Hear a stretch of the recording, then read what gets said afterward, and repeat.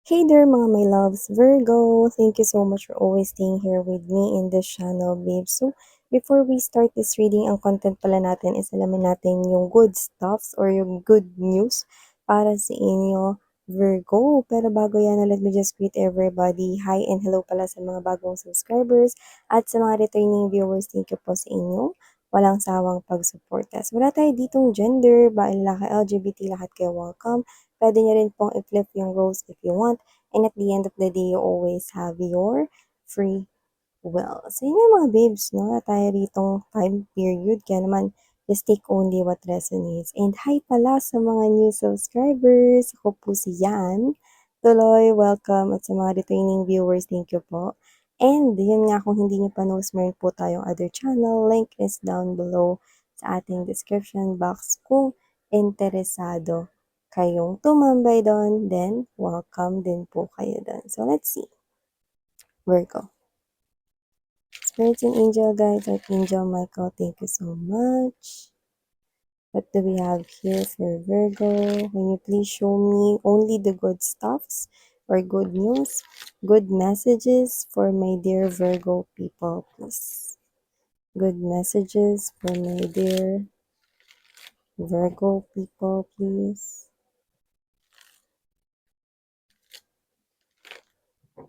Spirits and Angel Guides.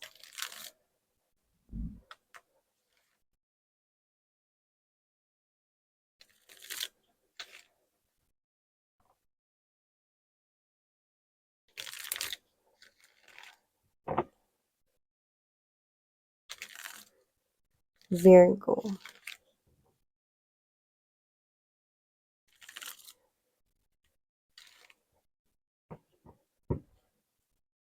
Okay, so let's go ahead and check these messages here for you, Virgo.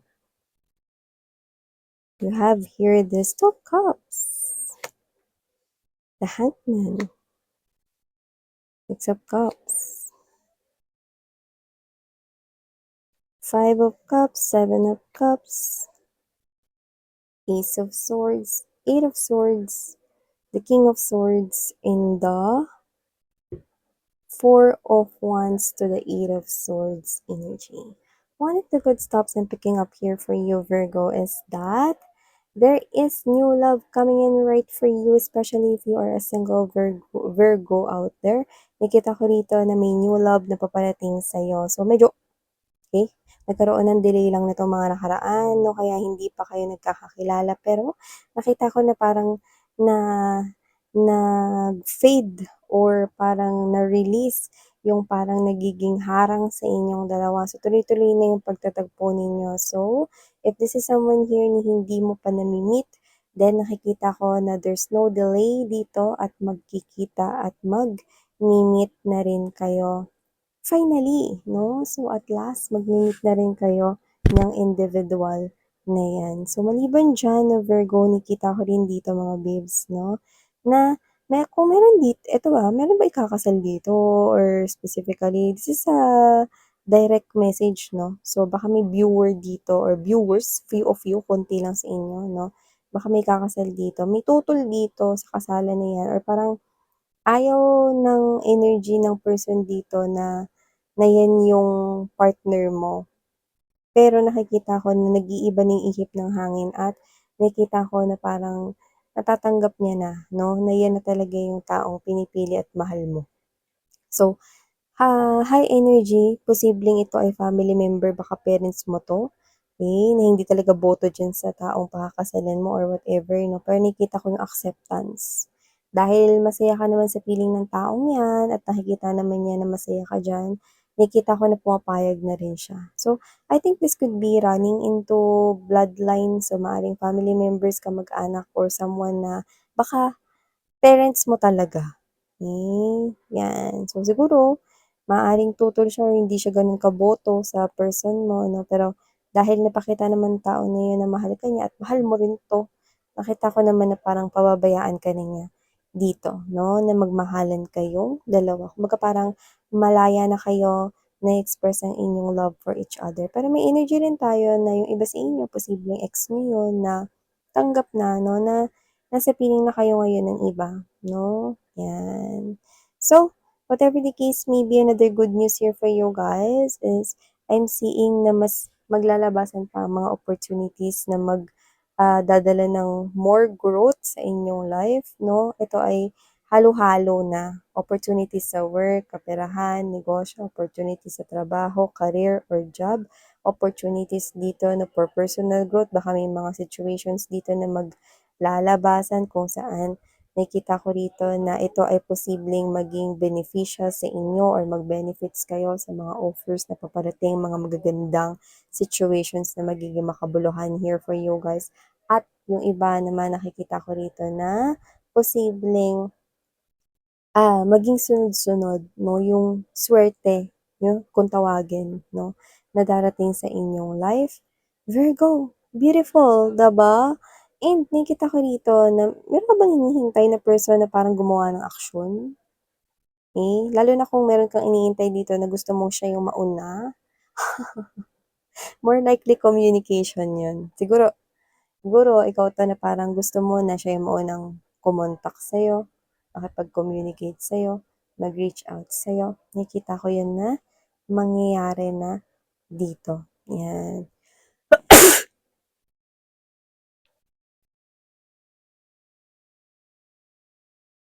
Okay, so kung sino man 'tong energy na 'to 'no, posibleng siya na yung gumawa ng first move, siya na yung mauna rito na mag-text, tumawag, mag-chat 'no, maaaring social media applications yung gamitin niya. So, nakikita ko na mauuna siyang kumontak at makipag-communicate sa iyo, kagaya nga ng gusto mong mangyari. Communication more likely yun. Iniintay mo kasi na siya yung mauna, okey? Marami ka ring gustong sabihin pero iniintay mo na gusto mo talaga na siya yung maunang lumapit, 'yan 'no? Parang yun yung pinaka-pinagpe-pray mo if ever man na mag-uusap kayo, gusto mong mauna siyang mag-approach sa'yo, Virgo. Mangyayari nga 'yan kasi gagawa siya rito ng bold move and I think that is an old friend or past lover for others of you, 'yan. So, maliban dyan, another good stuff na nakikita ko here for you guys is with the hangman right here and there's this seven of cups. I do see na meron ditong energy kung saan parang masastuck kayo or kayo to na hindi makakagawa agad ng desisyon. Ay, teka, miss yan. Paano naman naging good news eh? Kasi yung pansamantalang pag-pause ninyo or pansamantalang pagpigil niyo rito, dito ninyo mas makikita kung ano ba yung talagang dapat ninyong gawin sa sitwasyon na 'yan. May sitwasyon na paparating sa inyo na mangyayari pa lamang for a lot of you, okay? At maganda na matitigilan ka dito. Bakit? Nakikita ko kasi na mas makakapag-isip ka, mas makakapag-focus ka, at makakapagbalanse ka. Ano ba yung talagang dapat mong gawin? Maaring maisip mo rin dito yung pros and cons, yung mga advantages at disadvantages. At from there, dito mo mabu-view, no? Na parang mare-review mo kumbaga, no? Parang ikaw 'to na kunwari pupunta ka sa examination 'no, tapos nag-review ka, eh, di handa ka, 'di ba? So, parang gano'n din dito. Magiging handa ka dito sa mga sitwasyon na 'to dahil nakikita ko ditong mapag-iisipan mo ito ng mabuti. Kaya kung ano man 'yan, it could be any specific situations right here coming up for you guys, pero nakikita ko na hindi kayo magkakamali diyan. Kaya parang blessing in disguise yung parang mapapatigil kayo pansamantala or mapo-pause kayo pansamantala, okey? But you are not really in uncomfortable situation. Okay? Okay? So, pwede niyo i-look forward yan, Virgo. And aside from that, another good stuff I'm seeing here for you guys, kung meron kayo ritong bahay na gustong bilhin or nakikitang bahay, basta may kinalaman sa bahay or may gagawin kayo sa bahay ninyo, aayusin, papa-renovate, papa-repair, whatever. Nakikita ko na maisasagawa niyo na yan with the help here of someone, okay? Na nakikita ko rito na magiging partner mo, okay? Sa pag-aasikaso niya. Yung iba doesn't have to be na partner mo na asawa mo or whatever. Puwedeng yung kapatid mo tutulungan ka na ipaayos yung bahay ninyo or meron ka ditong, friend na posibleng makatulong na parang may kakilala na magaling gumawa 'no, ng bahay or whatever 'no.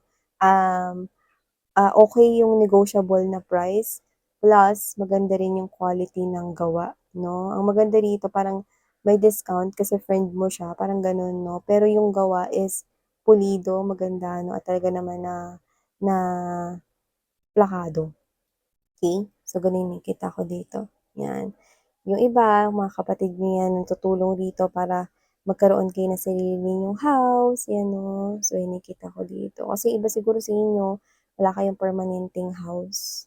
Pero dito nakikita ko na may bahay na posibleng matagal niyo ng iniisip 'no, or matagal na naplano ng pamilya ninyo na gusto magkaroon ng sariling bahay 'no, and ito na nga yun, mangyayari na. There's no delay na dito, Virgo. Wow! And also nakita rin ako dito for you guys 'no, na meron kayo ditong bagay na posibleng iniyakan or posibleng na-disappoint kayo about that 'no. Pero nakikita ko rito na hindi na kayo nandodo'n sa gano'ng klase ng energy. Okay. So, if it is love and relationship or baka disappoint kayo sa inyong mga past lovers or baka kayo 'to na nag-end yung relationship ninyo and you feel sad 'no, in the past, those are already in the past. Now, magkakaroon ka na rito ng clear understanding kung bakit nangyayari ang lahat ng yun sa buhay mo. At ang maganda, nagiging positibo, you're looking on the brighter side kung ba't nangyari lahat ng mga bagay na yun. At dito, nakikita ko na because of that, ito yung magbibigay sa'yo ng clear understanding na, kaya pala inalis sa'kin yung mga tao, bagay, sitwasyon na yun sa buhay ko kasi hindi ko pala sila kakailanganin sa aking deserved na future or deserved na life na tatahakin. So, ibig sabihin, this is you, nagiging matured ka, mas nagkakaroon ka ng confidence na harapin yung mga bagay-bagay at ikaw ito na mas nauunawaan mo yung mga importanteng bagay sa hindi naman importanteng bagay, 'no? Yung mga bagay na hindi mo deserve sa mga bagay na deserve mo, 'yan. Mas maka-classify at mas maiintindihan mo dito kung paano ka makikipag-deal sa life 'no, ng nakokontrol mo yung mga pangyayari. And your angels and spirit guides are with you. I guarantee you that because, eh, you are someone here that are well guided by your angels and spirit guides, no? And yung ancestors din ninyo, andito din. Okay? So, aside from that, Virgo, I'm also picking up right here good news when it comes to your, meron ba mga kids kayo, baka meron kayong anak or may mga pamangkin kayo dito na merong magandang mangyayari sa kanya. So, pwedeng about sa school or about dito sa studies niya, no? And you will be so happy and proud of that kid or children or baka kid mo yun, anak mo yun, or iba baka pamangkin niyo yun. Nakikita ko kayo nagiging proud dito. Okay? So, whatever the case may be, it's good news because this is someone here na posibleng loved ones mo kasi yon or someone close to your heart, no? Especially yung energy ng child. Yan, no? O yung iba baka yung person nyo yan, no? Kasi may energy dito ng person lalo na yung mga person ninyo diyan na medyo humorous, funny, 'no, lighthearted yung energy, 'yan 'no, maaaring may good news 'yan na mangyari or makuha sa trabaho niya or sa life niya. You will be so happy doon 'no, sa achievement na or success na makukuha niya, Virgo. Wow, 'no? So, parang may good news sa kanya and then mahahawa ka kasi loved one mo, iyon. So, yun mga babes, aside from that, another good stuff right here for you, Virgo, is that, ito ha, ito para sa lahat. Pero sa tingin ko, meron ditong energy na medyo nahihirapan na tanggapin sa sarili niya na mas nakakalamang ka, nakakaangat ka, mas magaling ka, mga ganun. Okay? So, hindi ko alam kung ba't ganun mga words yung lumalabas na siguro ito yung person na may inggit sa'yo noon pa lang or bata pa lang kayo, mga ganyan, or kahit hindi kayo bata, no? Nakita ko dito na meron ditong energy na I think tatanggap niya na rito na iba-iba ng timeline ang mga tao. Hindi common na unang matagumpay yung isa, eh, hindi na magtatagumpay yung isa. Iba-iba ng timeline, okay? Ibang-iba ng period kung kailan ka magiging successful. Hindi ibig sabihin na porket nauna sila, eh, hindi ka na magiging successful. No, ngayon, mas naiintindihan niya na yun. No, bakit naman naging good news sa akin yan, Miss Yan? Kasi unti-unti na siya rito dumidetach sa energy mo, which is maganda kasi negative energy yung naibibigay niya sa'yo, eh. Okay? Gagaan na yung sitwasyon mo, gagaan din yung sitwasyon niya, at mas nakikita ko dito na parang two in one 'to, 'di ba? parang you're hitting two birds in one stone. Kasi dahil sa'yo na-realize niya rito 'no, na dahil pinapakitaan mo pa rin siya ng magaganda, kahit na alam mo siguro iba sa inyo na may inggit siya sa'yo rito or may tinatago siya ritong parang mga paghanash 'no, sa inyo 'no. I think tuloy-tuloy pa rin pagpapakita mo ng iyong nice side sa tao na yun. Hindi dahil nagpapaka-plastic ka, kundi dahil ganun ka lang talaga, natural mo yun at ramdam niya yun 'no. Parang mare-realize niya dito or nare-realize niya na hindi mo deserve na gano'n. So, parang siya rito na parang natutunan niya ritong mag-focus na ngayon sa sarili niya. Kaya parang humihiwalay na siya ngayon sa energy mo kasi natatanggap niya na rito na may sari-sariling timeline ang mga tao 'no. At dahil dun mas makakagalaw na siya ngayon ng maayos at malaya 'no. Hindi niya ikukumpara yung sarili niya sa'yo at ikaw ganun din. Parang mas mararamdaman mo na gumagaan ngayon yung sitwasyon kasi may dumi-touch sa'yo, eh, na negative na energies, 'yan. So, yun ay isa sa mga good news dito kasi alam mo kasi pagka medyo mabigat yung energy mo may mga nakakapit diyan, eh. So, dito parang mararamdaman, uy, parang mas masaya ako ngayon, mas magaan yung pakiramdam ko kasi meron ditong energy na humiwalay sa'yo 'no, negative energy na nag-detach, naglaho 'no, yung negativities or toxicities na energy, 'yan 'no. So yeah, these are all the messages right here, good stuffs coming in for you, Virgo. Mali ako po siya ng inyong psychic medium, Sarah Ngayala Light. Annyeong.